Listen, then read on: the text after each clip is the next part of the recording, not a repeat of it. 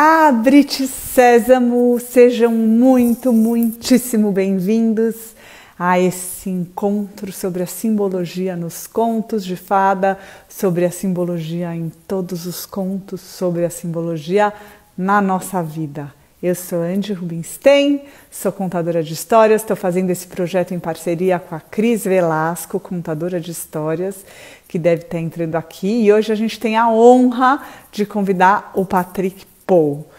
Ele é nosso convidado especial, vai falar sobre simbologia, já vamos chamá-lo. Estou esperando a Cris entrar para a gente juntas chamar o Patrick. Boa noite todo mundo que está entrando. Boa noite, Kika, boa noite, Álvaro, boa noite, Patrick, que eu vi que você entrou. Já vou te chamar. Estou só esperando a Cris entrar. A Cris entrou. Então vamos lá. Gente, é uma honra a gente estar aqui nessa noite. Boa noite, Álvaro Lages. Gente, fiquem com a gente. A Cris está entrando aqui. Oi, Cris! Oi, boa noite. Boa noite, tudo bem? Viva, tudo bem, tudo ótimo. Incrível, né, gente? A gente está muito animadas, nós duas, de estar aqui com o Patrick. Eu acho, Cris, que tal? Eu já vou chamando o Patrick enquanto ele entra. Porque é a estreia dele, né? É, a primeira live no Instagram. Vamos lá, eu mandei o convite, vamos lá. Gente, a primeira live no Instagram do Patrick Paul. Ó! Foi rápida!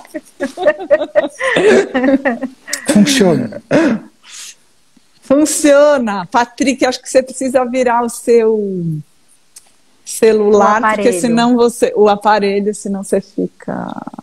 Assim? Assim. Perfeito.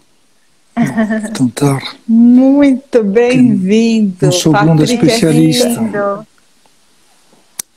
Não é grande especialista em Instagram? Em tecnologia, Instagram e outras. Opa, você veja. Não tem problema, a gente está muito feliz. Está todo mundo aprendendo, né? O poder da palavra, você imagina. Tecnológico. O poder da palavra, vai vendo, já começou. Gente, para quem está... Enquanto o Patrick está se organizando aí, tecnologicamente, eu vou só te apresentar, Patrick. Essa é a Cris Velasco também, que trabalha comigo. Muito prazer, Patrick. Muito prazer também. Para quem está aqui e para quem está nos assistindo gravado, esse é o Patrick Paul. Ele é doutor em medicina, ele é francês, né, Patrick? Como vocês já podem perceber. E ele é um estudioso. Ele vai falar o que ele é estudioso, mas eu vou mostrar que eu e a Cris estamos estudando esse livro, O Segredo do Graal, ó, que foi ele que escreveu, sobre o romance do Graal, sobre o romance do Graal, sobre a história do Perceval. E, bom, hoje a gente convidou o Patrick porque ele sabe muito sobre simbologia. Então, Patrick, talvez vocês que estão assistindo, se vocês quiserem mandar também suas perguntas, podem ir, a gente vai conversando. Patrick vai falar um pouco sobre simbologia. Se você quiser começar, Patrick, talvez falando um pouco o que você entende que são os símbolos, o que são os símbolos na nossa vida, uma coisa mais geral. A primeira coisa a falar da simbologia, como eu sou muito estudioso, você falou disso, boa noite para cada um e muito obrigado para esse convite para onde a Cris. É um prazer. Bom, em primeiro lugar, falar da simbologia é só voltar sobre os fundamentos. Em primeiro lugar, é a etimologia. A estudo etimológica tem sempre um sentido muito profundo. Então, o símbolo vem do grego, e, de facto, o que é isso é um signo de reconhecimento entre duas partes, por exemplo, dois povos, duas populações, não sei, No tempo passado não tive necessariamente Instagram, internet, não sei, para comunicar. Então, para saber que essas alianças entre dois povos, por exemplo, cada um tive uma parte, por exemplo, de uma pedra ou de uma cerâmica. O símbolo é essa capacidade de recompor a unidade entre duas partes separadas. Então, isso já dá um sentido muito preciso da questão do que é a simbologia, o que é esse estudo dos símbolos, porque, de facto, é a capacidade de reunificação, de conjunção de duas dimensões diferentes e separadas nas aparências. E isso é fundamental em ligação com a natureza humana, porque somos nessa realidade ontológica. O que se chama a queda, por exemplo, bom, são dimensões que não são muito entendidas agora, mas o fato que o ser humano seja em queda significa que uma parte dele é fora da realidade existencial e o símbolo, de facto, é uma interface para redinamizar um link perdido com a nossa natureza mais profunda. Então, de um jeito essencial, o símbolo ela faz a junção entre essa natureza existencial e a natureza interior ou espiritual dentro de nós. Isso é fundamental, a bem entender. É por isso que, por exemplo, a base dos sonhos é uma base simbólica. Todos os sonhos são simbólicos, porque, em realidade, o sonho é uma interface, um intermundo entre uma inteligência dentro de nós, que alguns poderiam chamar angélica, Espírito Santo, pouco importa, hein? Mas uma dimensão espiritual e uma realidade existencial. Então, o símbolo faz esse link, essa interação entre essas duas dimensões. E isso, na tradição, essa língua simbólica se chama, na tradição ocidental, a língua dos pássaros. Quando o São Francisco fala com os pássaros, em realidade, o significado é que ele conhece essa língua espiritual. Os pássaros, o símbolo do pássaro é o mundo espiritual. Dos pássaros, essa língua espiritual, ela oferece essa capacidade de interação entre uma parte conhecida existencial e uma parte interior desconhecida no coração do inconsciente. Os sonhos são associados, claro, com o inconsciente. E essa língua, eu depois vou finalizar para que vocês perguntem. Não, está tudo maravilhoso, pode falar. Essa língua é inacreditável, porque se você ouvir bem, ela é universal, porque a mesma língua na China, na Índia, usada, não sei, nas religiões, qualquer lugar que seja, qualquer cultura ou tradição que seja, ela é universal e o que é inacreditável, se entende bem, é que é uma língua que nunca foi aprendida. A língua materna do consciente, temos que aprender isso, né? Com a educação, a família, os pais e tudo isso.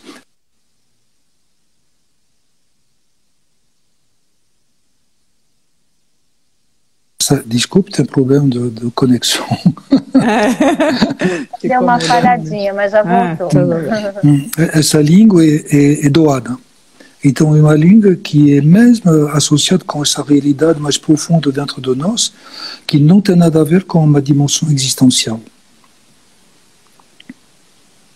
E essa língua, então... Assim, não, só queria saber essa coisa do universal. Quer dizer que para todos nós, no mundo todo, é a mesma, ela conversa. Sim. Se você conhece essa língua, eu estou muito trabalhando com meu amigo Américo sobre ela tem uma casa de edição, que é a edição Polar, a editora Polar. Sim. Eu estou muito trabalhando sobre essa questão da tradição polar, que sobre um outro plano poderia se chamar de tradição primordial ou universal. O que é isso? Não é um conceito. É que, em realidade, essa língua simbólica oferece o entendimento de todas essas palavras tradicionais, que são sempre simbólicas. E o símbolo é o único jeito de dinamizar o caminho da nossa profundidade. Porque com a língua materna, como agora estou falando aqui, mesmo se não é minha língua materna, mas com a língua do consciente, que nós aprendemos, é uma língua que poderia se chamar não simbólica, mas diabólica. Que tem a ver com a questão da queda. Por que diabólica? Não estou falando de Satã, não sei o que falando disso. Porque o dia é o que faz a separação. Então, o consciente, a língua consciente do consciente, ele faz a separação entre as coisas. É assim que eu posso fazer a diferença lá no meu celular, entre o celular e vocês, e entre vocês duas. Essa é a capacidade da consciência de fazer as separações. Mas essas separações são diabólicas, porque elas estão criando uma diferenciação entre as coisas. No inverso, a língua simbólica ela vai juntar, reunificar o que foi separado. Estamos precisando muito, né, Patrick, nesses tempos. Sim, muito, muito, muito. Mais que nunca. A gente começou a fazer, como eu te falei, né, como a gente te falou, a gente começou a fazer esses encontros justamente porque a gente, como contadores de histórias, tem percebido que nos contos de fada, quando a gente, que usam essa linguagem, e as pessoas não estão mais compreendendo. Então, se você pudesse falar um pouco sobre isso, sobre como a gente faz, enfim, que ideias a gente pode ter para trazer essa... Que todo mundo, no fundo, conhece, né? Você está falando, todo mundo, no fundo, conhece essa língua. Sim, mas, sim, é claro, porque, por exemplo, todas as pessoas sonham, elas vão se lembrar ou não dos sonhos, que é uma outra história. Mas isso é conhecido, se você coloca uma eletroencefalografia na noite, os sonhos são uma realidade, né? Tão real que a vida consciente. A frequência do cérebro, por exemplo, na vida vigília, agora mesmo, não sei, são, por exemplo, 14, 15 Hz, o sonho é 8, 9 Hz. Então é tanto objetivo sonhar que ficar acordado na vida normal, porque são objetos da ciência, e com diferenciações e vibrações bem distintas entre essas diferentes partes dentro de nós. Mas a questão da negação dos contos de fada, da simbologia, da imaginação, não é de hoje. Né? E de fato, cada um tem razão. É importante entender isso também, porque é toda a questão da complexidade do ser humano, que agora não é muito bem entendido, mas é uma longa história. Eu posso entrar nessa história se quiser, mais ou menos rapidamente, não sei. Mas precisamos entender que, mais ou menos, no mundo ocidental, eu falo, até o século XIII, por exemplo, se mostrou Perceval, que é do século XII. No século XII, a construção, a visão, o entendimento do ser humano estava de um jeito muito mais natural, ele tive um link mais profundo com sua própria interioridade. E pouco a pouco vai aparecer o que se chama no plano da academia mudanças paradigmáticas, mudanças de pensamento da sociedade, em realidade. E a briga, entre aspas, que chega até esse momento presente nessa história, a briga, entre aspas, começa no século XIII, que não é de hoje, então. Entre o averroísmo, tive uma escola que estava na Universidade de Paris, engraçado, que tive uma visão associada com o neoplatonismo e Aristóteles, o Tratado da Alma de Aristóteles, que tive uma visão muito precisa, muito ampliada, com um entendimento especial do espírito e da alma. E essa escola, que é uma escola ao mesmo tempo filosófica e teológica, porque nesse tempo a filosofia e a teologia estavam muito interligadas. Essa visão foi criticada e contestada para o que se chamou nesse momento tomismo. São Tomé. E o tomismo é um realismo filosófico e teológico. Então tive duas dimensões um pouco opostas, uma que estava numa visão mais ampliada e a outra mais realista.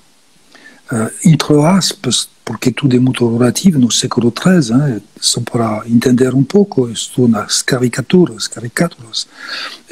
Uma estava uma visão um pouco mais espiritualista, o averroísmo, e a outra um pouco mais materialista. Mas isso já é desde a antiguidade.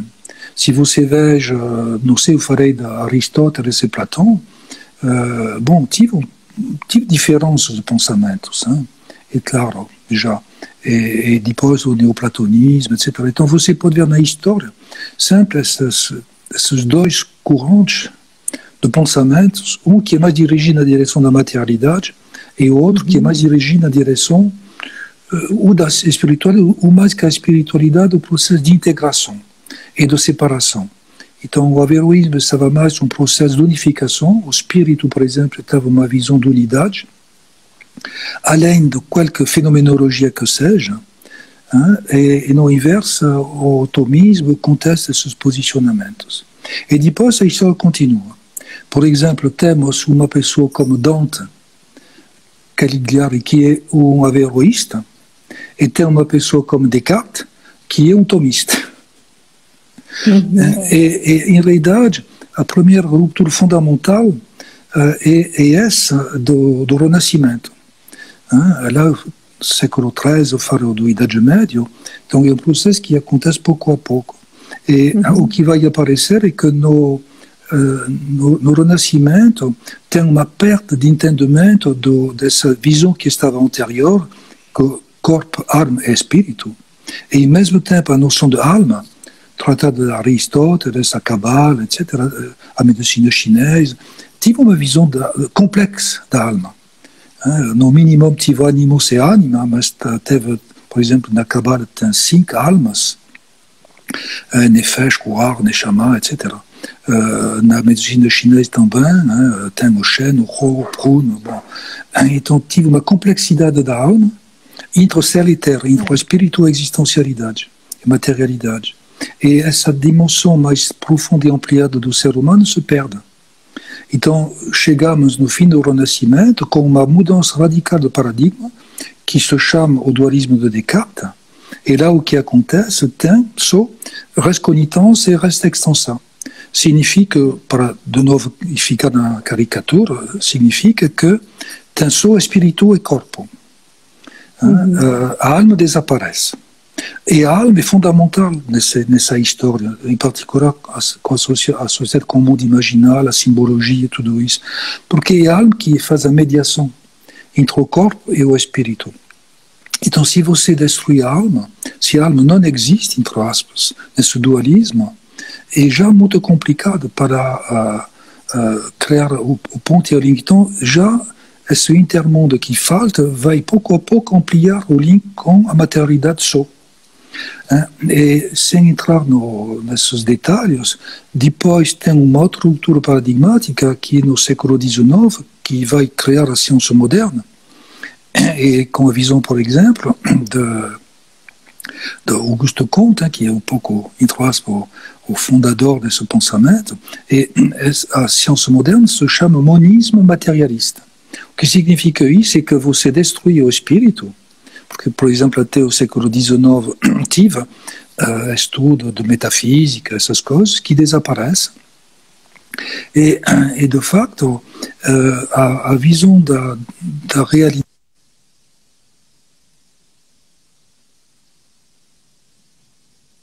Peraí. E nesse monismo materialista, então a única realidade é material. É associado com os objetos. Então temos um corpo-objeto, nós não somos sujeitos, tudo é objetivo, e tudo que é a mediação, a subjetividade, a alma desaparece. não interessa. Então temos uma visão que de fato é uma visão totalmente negativa e da alma e da imaginação e desde Descartes. Descartes considera já a imaginação como péssima, porque ela é sujeita à ambiguidade e tudo isso. Mas em realidade, assim, perdemos o link com a natureza profunda, com o inconsciente. E só para finalizar tudo isso, em realidade, todas as lendas, os textos sagrados, as religiões, os mitos e esses contos de fada falam não da vida existencial, ela fala da meta-história da alma. Então, quando não tem uma realidade da alma, por que isso? Para nada. Entende? Então, só uma questão de ponto de vista.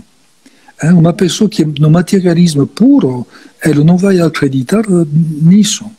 Mas uma pessoa que tem uma sensibilidade, uma subjetividade, que tem uma abertura nessa dimensão da alma, do inconsciente, vai falar para ela, mas não para uma outra.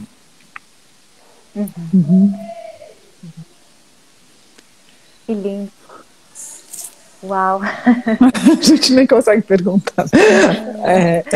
Eu fico encantada ouvindo, Patrick, como, assim, nas histórias, né, nos contos de fadas e que tem nos contos de encantamento do Brasil, né, que são primos, parentes, né, dos contos de encantamento do mundo, isso aparece tanto, né? Então, o rapaz que precisa ser iniciado na língua dos pássaros para poder se preparar para casar com a princesa, né? Enfim, e eles viveram felizes na terra como os pássaros no céu. Então, toda essa linguagem dos pássaros, né, presente, né, nos nossos contos populares, tem vários cantos do Brasil.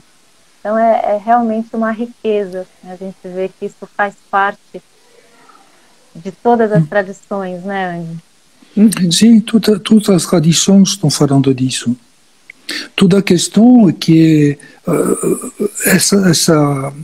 essa bipartição entre verrorismo e tomismo que eu falei lá do início, antes na Grécia antiga, por exemplo, você encontra isso de novo na psicologia moderna, por exemplo.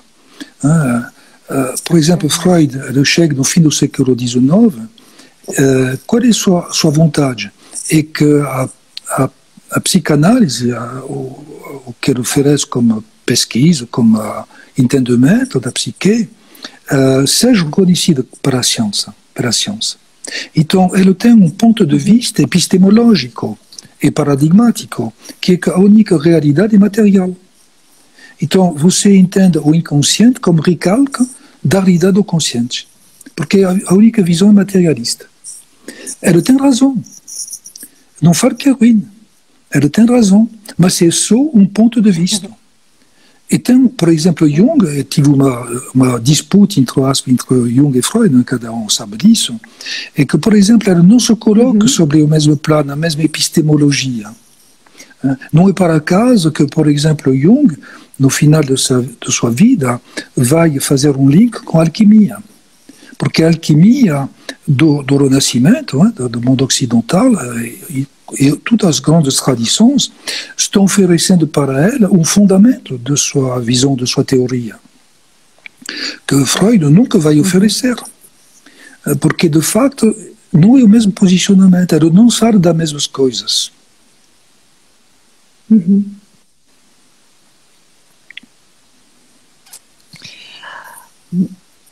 Eu tenho uma pergunta, nem sei se eu sei fazer a pergunta. Mas, de certa maneira, existe uma necessidade, não sei se é necessidade a palavra, agora eu estou tentando ser precisa com as palavras, dessa separação para que possa haver a integração. Dá para entender o que eu estou perguntando? Sim. Tipo, faz parte da história da humanidade que a gente esteja nesse momento agora.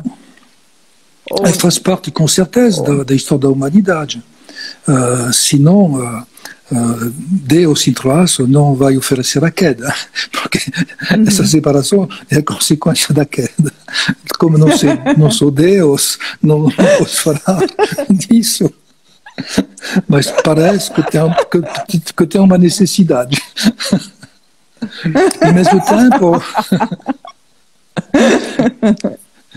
mesmo tempo, nós somos num momento decisivo da humanidade, para muitas razões. Porque talvez não tenha nada a ver com as preocupações da mitologia dos contos dos fadas, e não sei, mas essa corta do nosso link com a interioridade tem consequências enormes. Quando você começa a ver tudo no plano do materialismo, da materialidade, por que não desmatar a Amazônia inteira? Por que dinheiro?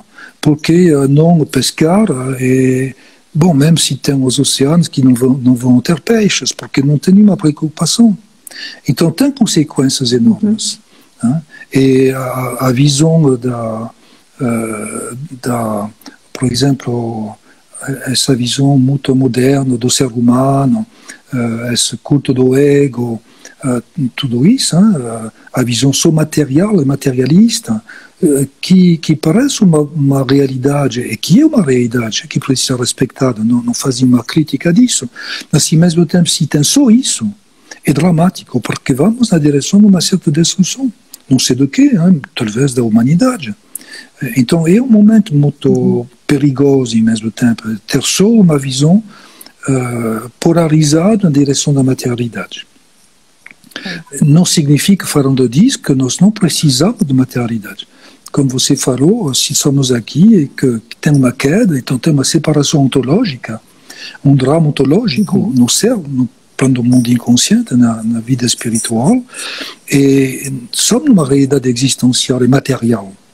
Então faz parte do desenho de Deus, entre aspas, ficar nesse mundo material. Temos coisa a entender nisso. Mas, ao mesmo tempo, não tem só isso. Esse é o problema.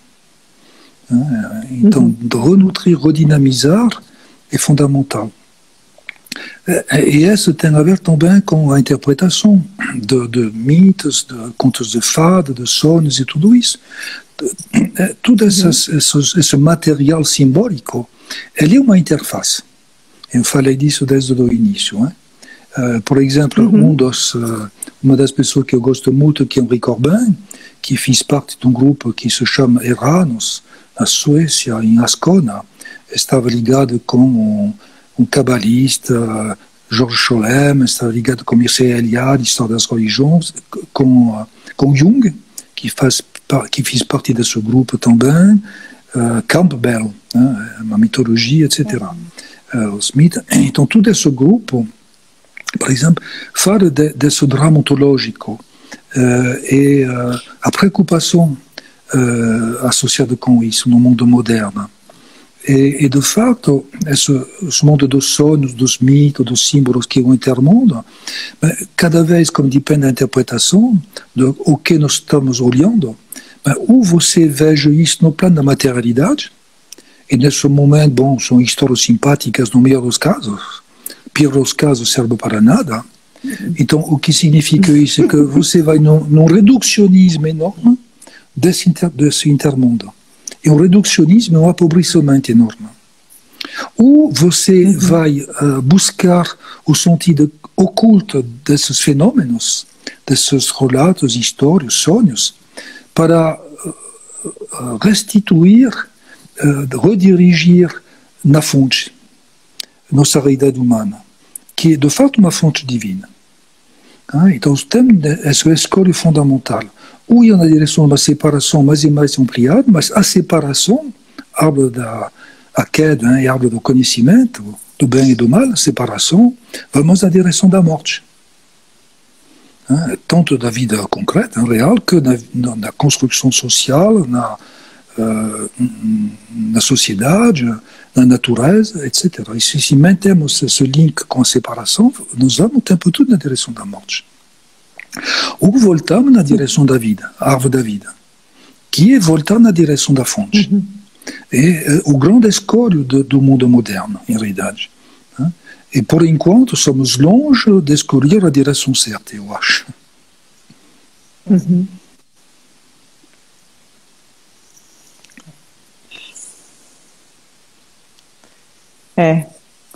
A gente vive, Patrick, tem vivido isso, que as pessoas realmente ouvem as histórias muito literalmente, né? Assim, por exemplo, talvez se você pudesse falar um pouco sobre isso, a coisa clássica, duas coisas clássicas que é o príncipe beijar a princesa adormecida, e que é um absurdo, né? As pessoas acham um absurdo isso, como que a princesa está adormecida, que é um estupro, sabe?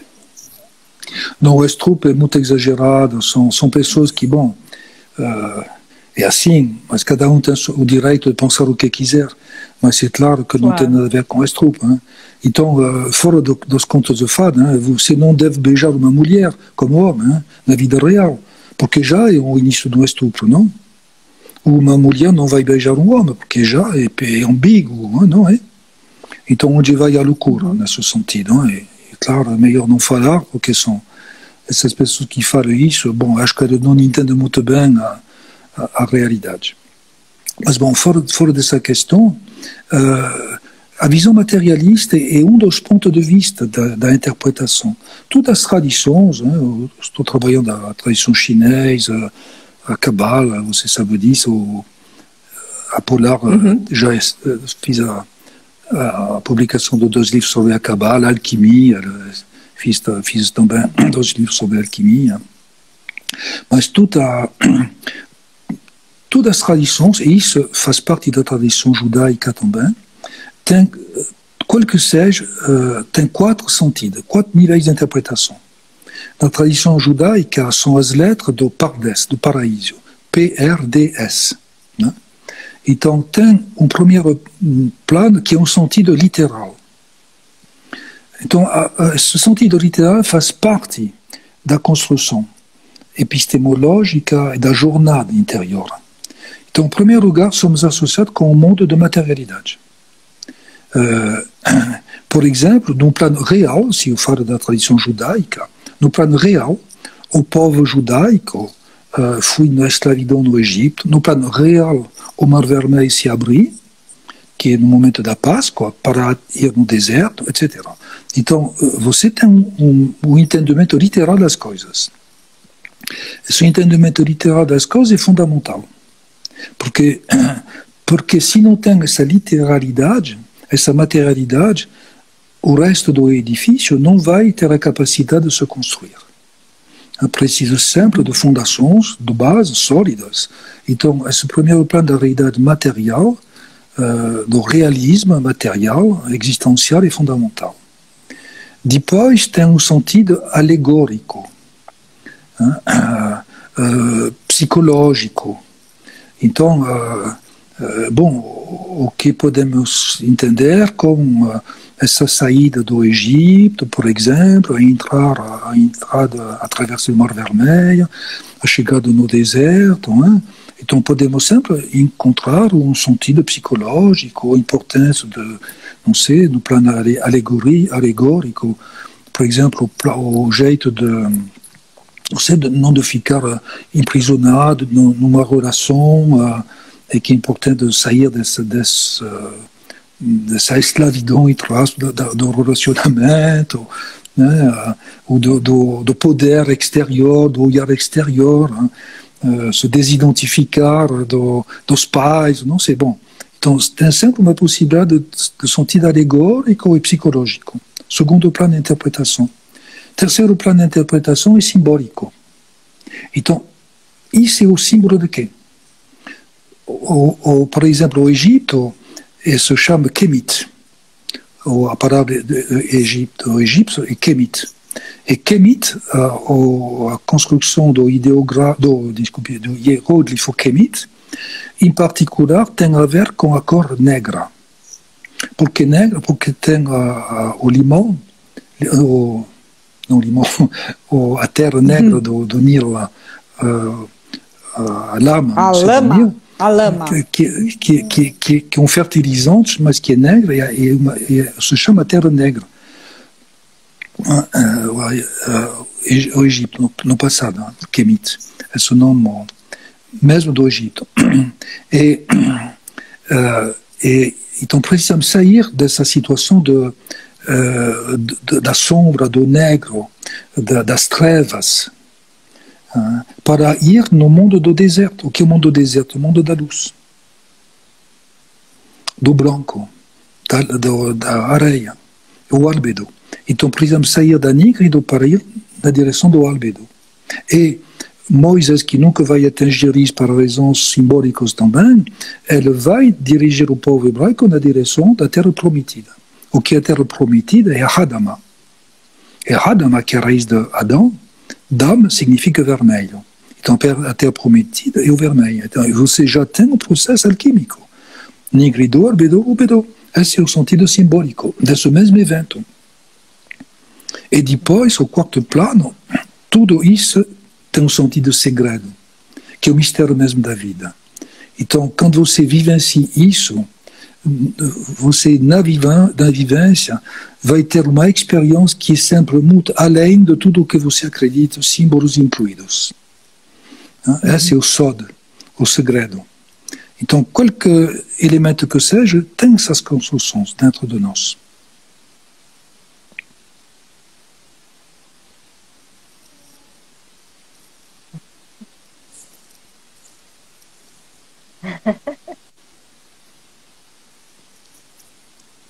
Obrigada.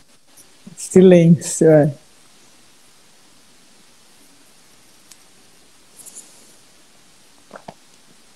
Tem uma pergunta sobre o final feliz nos contos de fada. Se você poderia falar um pouquinho sobre isso. Tem uma pergunta que eu não vi quem foi que fez. Você acompanhou, Andy? Mas não vi também. Bom, de qualquer jeito, é melhor ter uma visão da vida com um fim feliz que infeliz, eu acho. Sim. Mas além disso, no sentido um pouco mais simbólico, vamos falar disso. Sim. Qual é o fim da nossa vida? É péssimo, se você entende um pouco. Porque envelhecer, começa a ter uma certa idade, é chato, não? Bom, tem certos elementos legais, temos um conhecimento, uma sabedoria, uma experiência da vida, um entendimento bem melhor, fizemos menos estupidez quando somos jovens. Tudo bem. Mas, ao mesmo tempo, bom, envelhecer, a doença, a dor, as limitações físicas, tudo isso é um pouco chato, não? Então, se você vê só uma visão materialista, é de um pessimismo enorme, em realidade. Mesmo se você tem muito dinheiro, muitos objetos para compensar, a compensação não resolve tudo. Então, o fim de uma história existencial é sempre um pouco pesada, eu acho.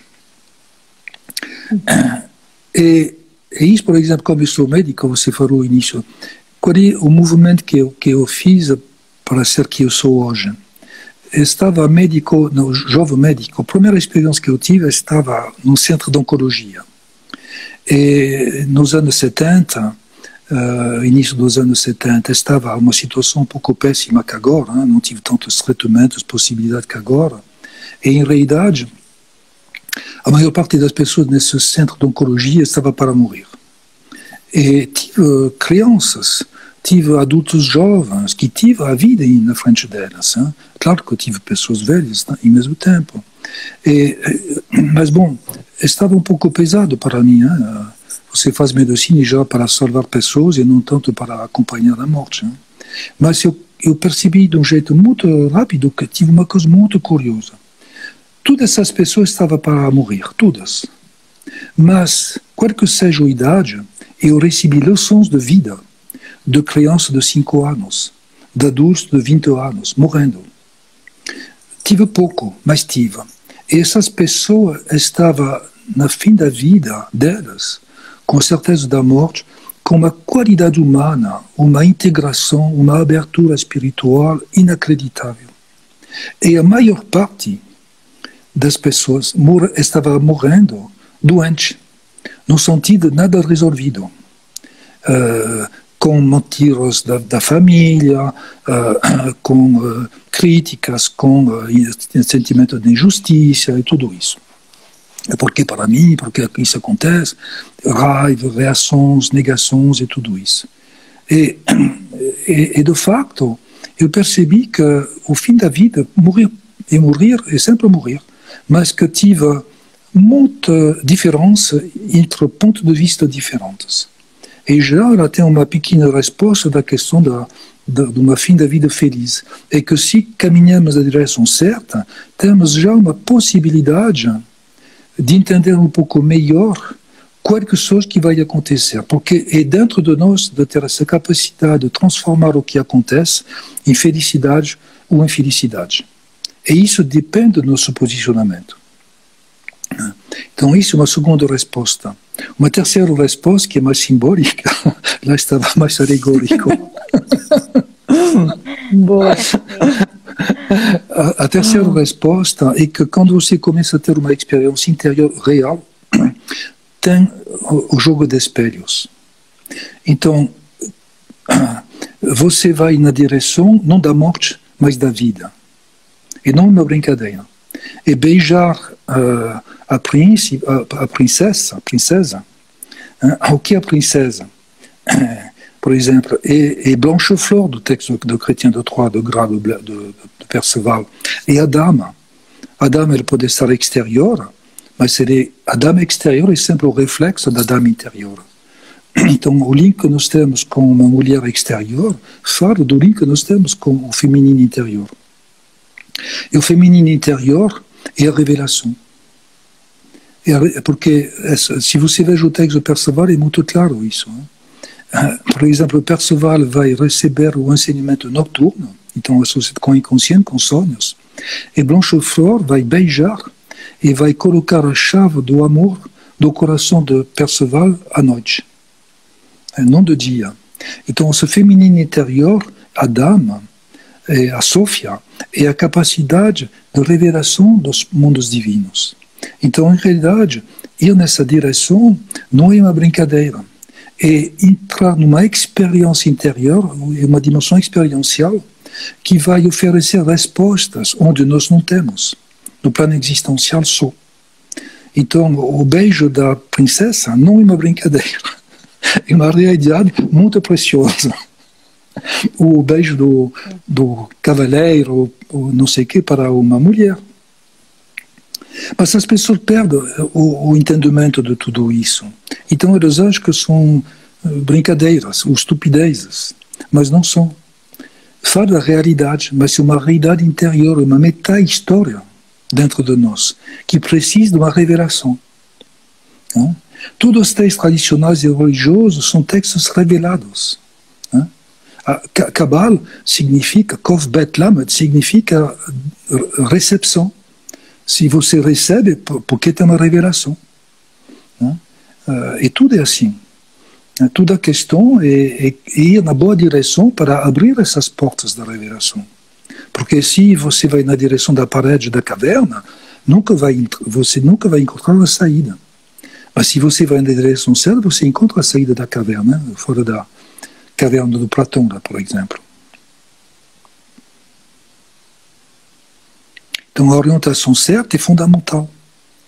Você pode ir a todos os grupos filosóficos, religiosos, psicológicos, ou não sei. Se a orientação não é certa, bem, você vira e não tem saída, em realidade. Precisa encontrar a direção certa. E a direção certa é dentro de nós. Tem uma porta, uma pequena janela, não sei, que se abre sobre uma outra dimensão. Abre esse sésamo. Que lindo. Patrick, a gente está... tem mais uns minutinhos. Você pode falar um pouco sobre a imaginação? A imaginação, ela é muito colocada com essa questão lá por exemplo, dos sonhos. Hein? Os sonhos é um processo imaginativo, hein? São imagens. Não? Então tem muito para falar sobre a questão da imaginação. Em primeiro lugar, por exemplo, posso falar desse texto da Gênese bíblica. Você sabe que Adão é criado na imagem e semelhança. Então a imagem tem a ver com a questão da imaginação. Depois o texto fala que a imagem ela é macho e fêmea, que não tem nada a ver com a questão de homens e mulheres. O macho, a imago masculina, ela coloca a memória do nome. É uma memória espiritual. Mas essa memória, que é a questão do self, por exemplo, do Jung, mas essa memória, ela é esquecida, escondida, esquecida. Nós não sabemos quem nós somos na vida existencial. E tem, do outro lado, a imago feminina, e o que é o feminino é a gestação dessa semente masculina, dessa semente masculina. Então, a imago feminina, ela tem a capacidade de gestação de nossa realidade ontológica, de nossa dimensão espiritual e divina. Toda a questão é que pode ter abortos, como qualquer gestão que seja. Então, a imaginação, ela coloca essas duas possibilidades. Tem na tradição, Paracelsus fala disso, todas as pessoas que trabalham nessas questões conhecem o que eu vou falar. A imaginação, ela é ou imaginação vera ou fantasia. Qual é a diferença entre as duas dimensões? A fantasia, em primeiro lugar, é a ilusão. Por exemplo, Descartes ele tem essa visão da imaginação, da subjetividade, fantasia, ilusória. É real. Temos uma imaginação fantasmática, ilusória, temos representações, nós acreditamos em coisas que não existem. Você mora de um certo jeito, eu vou imaginar que você gosta de mim, que você não gosta de mim, e minha própria imaginação não tem nada a ver com o que você está pensando e percebendo. Então a imaginação, nesse sentido, é ilusória, sim. É a doxa de Platão, são acreditações, representações, ilusões, projeções e tudo isso. É isso que tem a ver com o link da imaginação com o mundo existencial. Porque eu falei, ela é a interface, o intermundo. Então, por exemplo, podemos ter uma expressão artística nesse sentido. Um quarto, entre aspas, lixo. Onde você precisa falar para explicitar de tudo e acreditar que é muito certo, não sei o quê, mas de facto tem nada a ver, são justificativas, etc. Tudo isso tem a ver com a imaginação falsa, a ilusão. A imaginação verdadeira, ela abre o link com essa realidade interior. Então, isso é um trabalho real interior. Porque é muito simples, não precisa nenhum esforço de estar na fantasia. Posso acreditar em tudo, do meu ponto de vista existencial. Bom, depois vai ter muitas decepções e problemas na vida se eu acredito em coisas ilusórias. Mas não precisa nenhum esforço. No inverso, se recolocar na imaginação verdadeira, a imaginação vera, o mundo imaginal d'Henri Corbin, por exemplo, ela dá uma definição interessante. Ela fala que esse mundo imaginal verdadeiro, você precisa espiritualizar o corpo, de facto, nossas percepções sensoriais, para corporificar, entre aspas, o espírito. Então, esse é o trabalho da imaginação verdadeira. Ter a capacidade que, nesse mundo sensível, por exemplo, Platão, o mundo das ideias, o mundo sensível é o mundo da maia, da ilusão. Então, a questão é que nós precisamos transformar esse mundo sensível, esse mundo das percepções, não tanto para que esse mundo reflete o mundo exterior, mas que, de fato, com uma metanoia, a travessia dessa nígrida, esse trabalho sobre si mesmo, nós podemos refletir essa dimensão, esse continente, esse mundo totalmente oculto, que, de facto, pode se revelar com essa imaginação verdadeira. Então, toda a questão do albedo é de colocar a questão do que se chama um corpo do segundo nascimento. O que é isso? É um corpo psíquico. O que é um corpo? Tem órgãos de percepções e capacidade de entendimento dessas percepções. Então, todo o trabalho interior é de ter a capacidade psíquica de recepção com órgãos de percepção desse continente que se chama o inconsciente e que vai se revelar dentro de nós, porque esse continente do inconsciente ele é ontológico, ele tem a ver com o espírito. Ver órgãos dos sentidos. Hein? Por exemplo, como sou francês, hein? Você me ouve ou não? Porque vira lá. Eu escuto. Voltou. Se cortou. Como eu estou francês, eu gosto muito de uma tapisseria que se chama A Dama à Unicorna. Ela é uma tapisseria do Idade Média.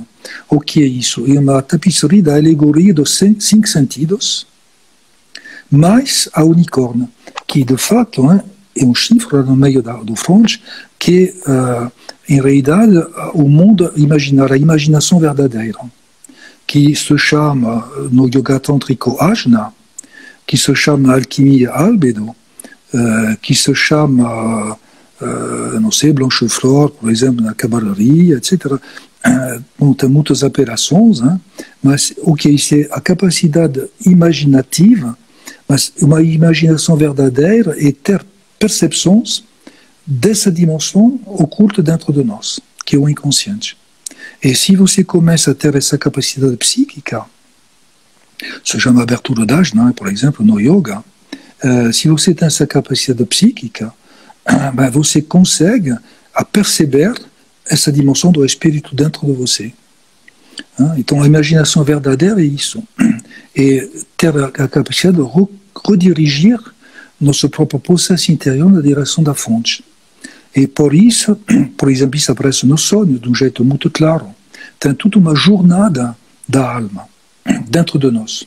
Eu fiz esse trabalho com meus próprios sonhos, por exemplo. Daqui a pouco, eu espero que vou conseguir escrever um livro sobre isso. Eu tenho 1.500 sonhos escritos, mais ou menos, por toda essa jornada. Então, o que é isso? É a capacidade, o que você veja nessa situação, somos a tradição sufi, a cabala, o mundo, todas essas tradições falam da mesma coisa, somos o que se chama um exílio ocidental. Esse exílio ocidental é uma metáfora, um símbolo. O que é o Ocidente é o lugar onde o sol está caindo. É o Oeste. É um mundo associado com a morte, a caída das folhas no outono, etc. O Oeste, o Ocidente. Então somos nesse lugar com a queda da morte. E a jornada interior é conseguir caminhar desse lugar do extremo ocidental até o extremo oriente do ser. O que é o extremo oriente do ser é o lugar onde está nascendo a luz. E nessa jornada que vai atravessar diferentes mundos, diferentes espaços, com uma fenomenologia específica cada vez, com indicadores de racionalidade que precisam mudar. Essa é a metáfora, por exemplo, da escada de Jacob. Tem anjos que descem, anjos que sobem, etc. Então, essa jornada, essa caminhada, vai pouco a pouco oferecer diferentes paisagens da alma que vão abrir essas dimensões interiores. Mas por isso precisamos ter os órgãos de percepção. Se não tem isso, somos totalmente fixados, identificados com materialidade existencial e só isso.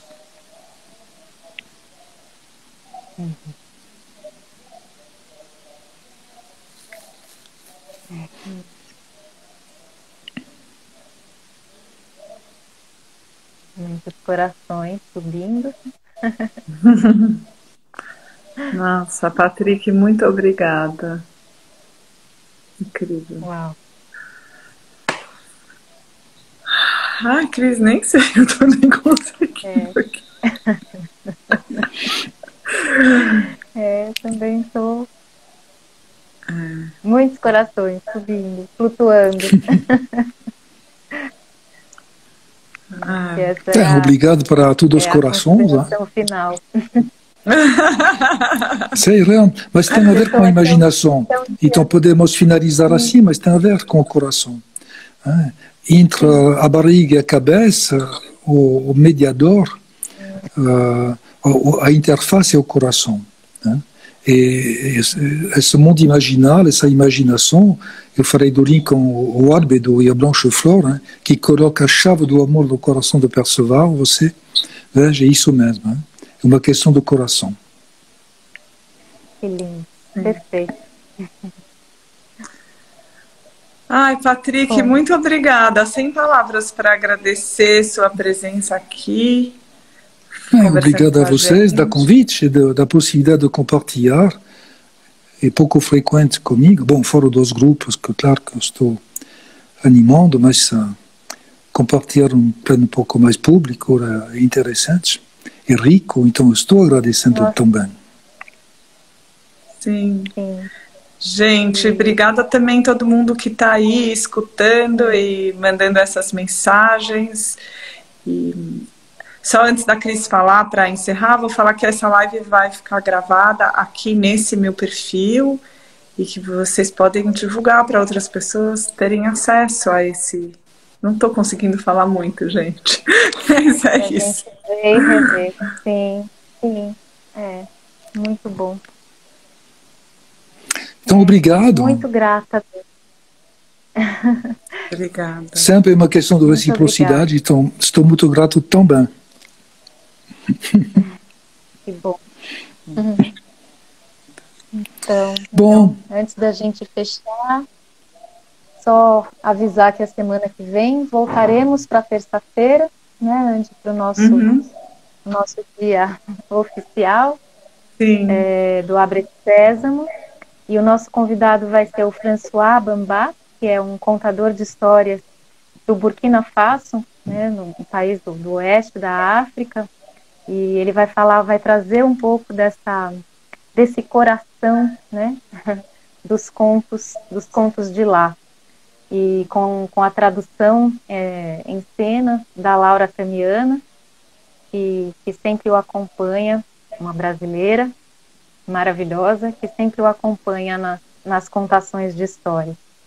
Então, a gente espera vocês. Mais uma vez agradece a presença de todo mundo, agradece essa disponibilidade do Patrick.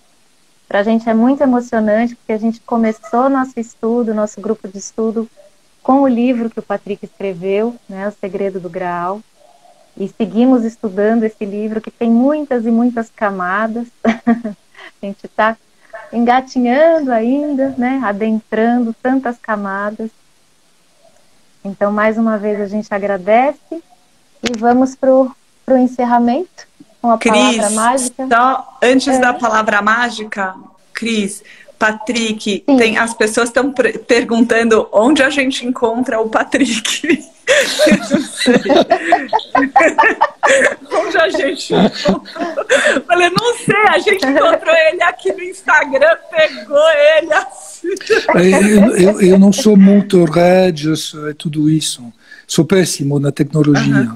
Pesquisador sim, mas todas essas questões lá, eu sou péssimo. Bom, tem um e-mail, né? É sempre possível me encontrar com e-mail, eu posso dar se quiser. Eu estou animando alguns grupos, ou com o pequeno instituto que eu tenho, mas são pequenos grupos, ou com eu tenho alguns grupos lá com a Escola do Diálogo com Arnaldo de Bassori, por exemplo. Lá, por exemplo, o Perceval, fui doado lá, para também, tem grupos, cursos. E estou trabalhando com sonhos, também interpretação de sonhos com grupos. Tem 2, 3 grupos. Amanhã começa um novo grupo sobre a Cabala, por exemplo. Mas, em geral, eu espero que as pessoas tenham vontade de constituir um grupo para trabalhar com elas.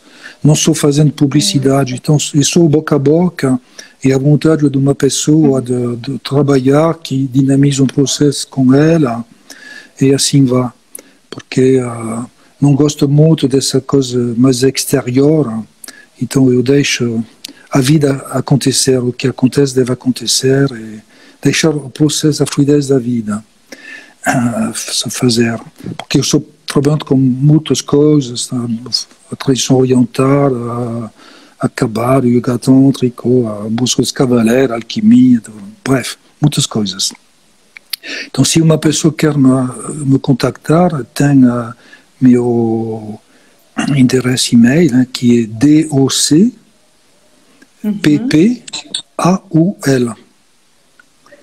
Doc P. Paul. Doc como doutor, P como Patrick e Paul que é meu sobrenome. Então, Doc P. Paul, tem 2 P, @gmail.com. Tá. Se não, tem o site do Instituto, que pode dar uma pequena ideia, que é o Instituto se chama IEDIH, que significa Instituto de Estudo e Desenvolvimento Integral Humano. Então, se você faz iedih.com, tem um link com o Instituto também. iedih.com. Sim, .com. Então é possível ter um pequeno link lá, mas em geral eu respondo pouco, tenho pouco de contato e comunicação com o Instituto, mas tenho algumas informações, bibliografias, livros escritos. Bom, se a pessoa quer visitar, é sempre possível.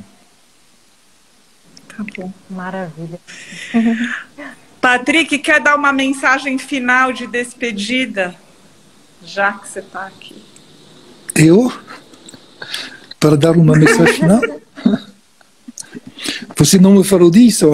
A surpresa. Ah, não, só se você quisesse, não é? Desculpa.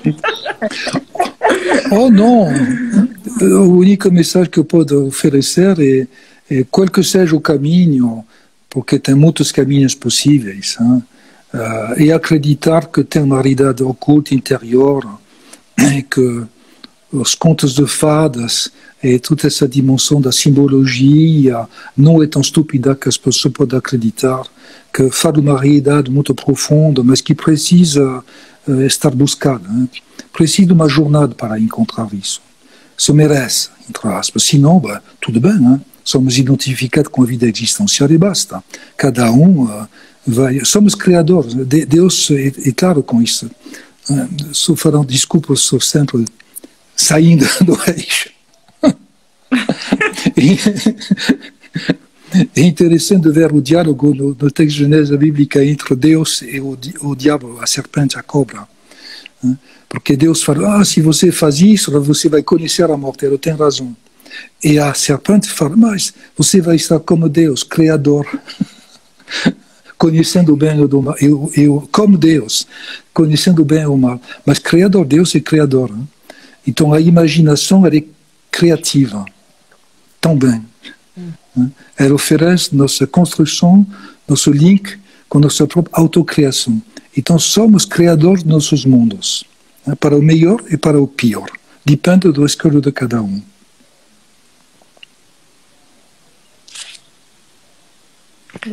Obrigada. Obrigada. Obrigada, gente. Com isso, encerramos. Fecha-te, Sésamo. Sim. Obrigada, Patrick. Obrigada, gente. Obrigado de novo a vocês. Tchau, tchau. Tchau, tchau.